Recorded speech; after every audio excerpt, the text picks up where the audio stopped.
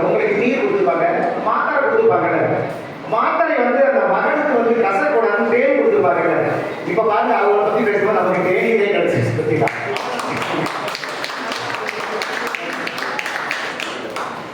நான் மூன்றாவதா நம்ம ஜானகி ஒன்று மட்டும் சொல்றேன். இது எதை சொல்றது அப்படின்னா, இவங்க அம்மா வந்து போய்விடல.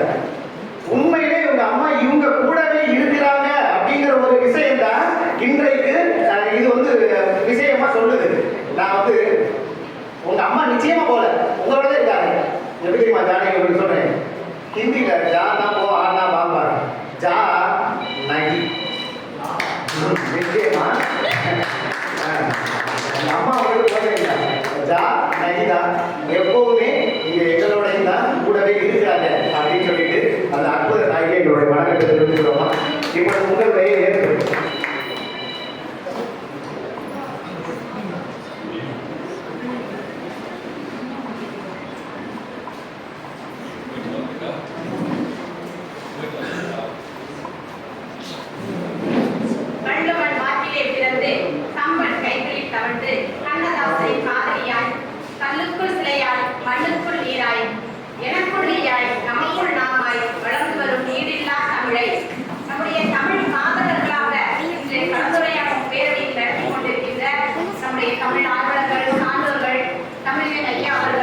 காமராஜர் ஐயா அவர்கள் மற்றும் இங்கே இணைந்திருக்கின்ற அனைவருக்கும் என்னுடைய மனமார்ந்த வாழ்த்துக்களை பாராட்டுகளையும் தெரிவித்துக் கொள்கிறேன்.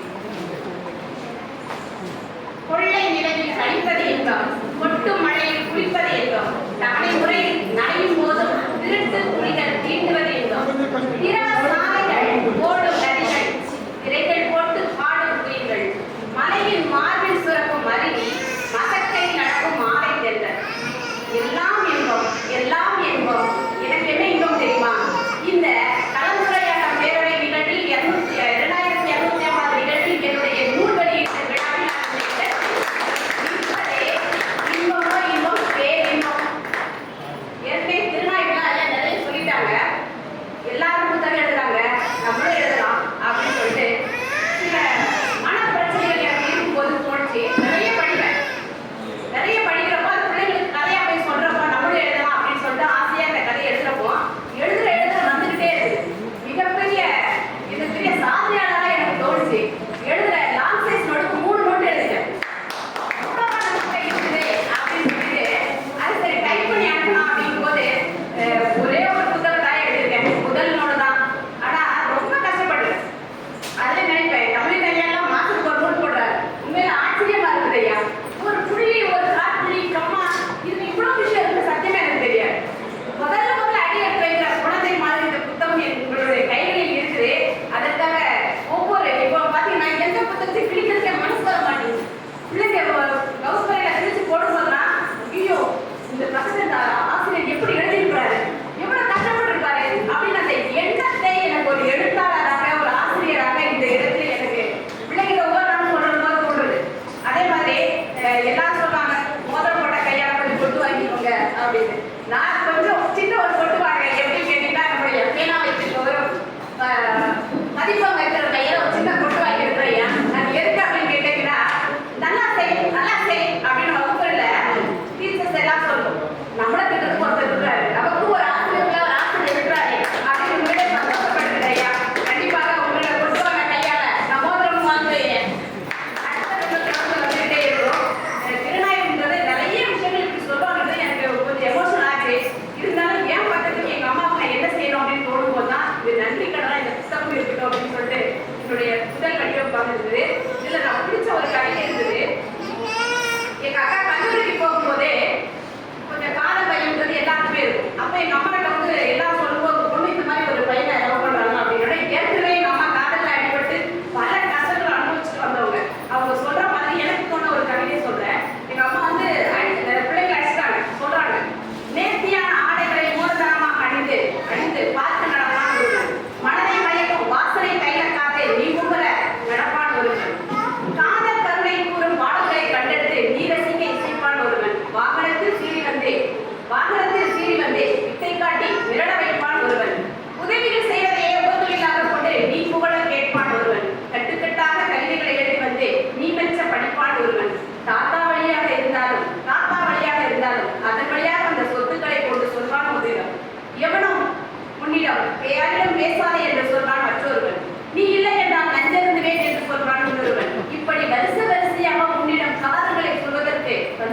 கேட்பார்கள். உடனே தலைக்கு ஒரு பொண்ணு கேட்கறாங்க, எங்க அக்கா எப்படிமா இதெல்லாம் உனக்கு தெரியும் அப்படின்னு சொல்லிட்டு அம்மா சொல்றாங்க, இது எல்லாம் இவர்களுடைய அப்பன்களை எல்லாம் கடந்துதானே நான் உனக்கு அவனுடைய அம்மா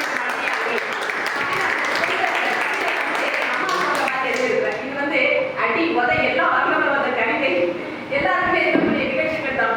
அடுத்தது என்ன பார்த்தீங்கன்னா, இன்னைக்கு நான் கவிதை எழுதுறேன் பேசுறேன் எல்லா இடத்துலையும் பேசுறேன். எங்க அம்மா உயிரோட இருக்கும்போது அவர் கவிதை கூட எழுதி கொடுக்கல.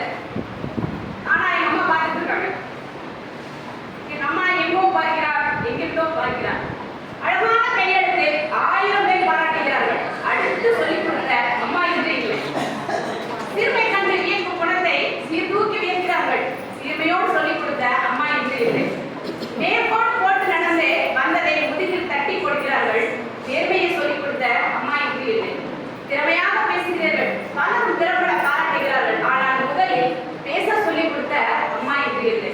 பார்ப்பவர்கள் எல்லாம் பாராட்டும்படியான வாழ்க்கை, எதிலும் ஒழுங்கு, எல்லாமே சிறப்பு, சிறப்பாக பெயரடி என்று சொல்லிக் கொடுத்த அம்மா இன்று இல்லை. ஏதிலும் வீண் சிறப்பு இல்லை, சிக்கனமே மகிழ்ச்சியான வாழ்க்கை என்று பணத்தின் அருமையை சொல்லிக் கொடுத்த அம்மா இன்று இல்லை. நான் பெற்ற விருதுகள் எல்லாம் என் அம்மாவின் உழைப்பில் ஒன்றுமில்லாமல் போடுது. இந்த சின்ன கவிதை வந்து எங்க அம்மா சொல்லும்போது நிறைய கவிதைகள் நீங்க உள்ள எழுதிருப்பேன். சின்ன சின்ன கவிதைகள் முதல்ல இப்பதான் ஸ்டார்டிங்கா இருக்கும். கொஞ்சம் கொஞ்சம் தப்பு இருந்தா கூட சேர்த்து கூட படிச்சுக்கோங்க. அடுத்தது இது எனக்கு இந்த எனக்குள்ள இருந்த ஒரு கேள்வி அப்படின்னு சொல்லிட்டு ஒரு தலைப்பு வச்சிருக்கிறேன். அம்மா 63 வயசுல லண்டனுக்கு போறாங்க. அங்க என் தம்பி வந்து ஒரு பார்க்ல உட்கார வைக்கிறாங்க. அப்போ எங்க அம்மா என்ன சொன்னாங்கன்னா, இப்பா இந்த வெளிநாட்டுல எல்லாரும் ஜோடி ஜோடியா வராங்கப்பா, ஒரு நாயெல்லாம் கூட்டிட்டு வராங்க, நாய் கூட எல்லாம் பேசுறாங்க.